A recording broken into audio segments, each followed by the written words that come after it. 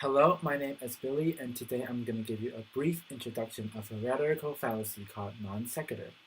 So basically, the definition of non sequitur is that it is an inference that does not follow from the premises. So you may make a statement that does not logically follow from what you just said before. Now I'm going to give you a few examples to show us what exactly non sequitur is. So here comes the first example. Let's say our first premise is that magnet attracts iron. Our second premise is that this object is made of iron. So we can basically logically say that magnet attracts this object. But what if we swap around the premises? Our first premises become magnet attracts iron, and the second premises becomes magnet attracts this object. Can we say that this object is made of iron? No, because this object may be made of other things that magnet also attracts to. So this is called a non sequitur because the conclusion does not logically follow the premises. So for the second example, let's say our first premises is Lucky is a dog, and our second premises is all dogs are mammals. So we can logically come to a conclusion that Lucky is a mammal, because as long as Lucky as an individual is a dog, and that all dogs are mammal, Lucky must fall in the category of mammal. But what if we say our first premises is Lucky is a dog, our second premises is all dogs are mammal? Then we come to a conclusion that Lucky is a car. Well, this is also a non sequitur because the conclusion does not follow what was just said. It does not follow the premises. Although the premises are all true, but because the conclusion is not valid to your previous statement, it is still a non sequitur, which in Latin means does not follow.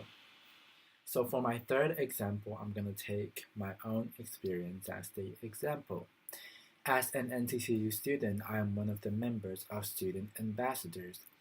So we basically hold events for exchange students. And one time in this review of the spring orientation, where we inform the international students about where do you get good food, how should you live in the dorm and not get kicked out. One of our members pointed out that the other international student group, International Youth, has turned in their PowerPoint way too late after the deadline. And this troubles the person who's controlling the computer. So our teaching assistant told us that because the international youth also has their own teaching assistant, the teaching assistant needs time to check their PowerPoint before they send it to us. So her conclusion is that international youth can therefore turn in their PowerPoint after the deadline. This makes no sense because if the teaching assistant needs to check their PowerPoint, why don't international youth just finish their PowerPoint earlier?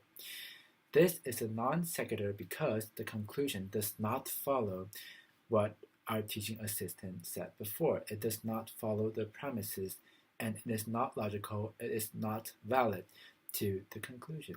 So therefore, this is an example of non sequitur. So after listening to the three examples I provided, I hope you understand what non sequitur is and that you can try to avoid using them when you're trying to persuade someone, to inform someone, and especially when you're in an argument with someone, because that's just make your speech or conversation more logical. Do remember, try to always make your conclusion follow your premises. So thanks for watching this video and I hope you a good day.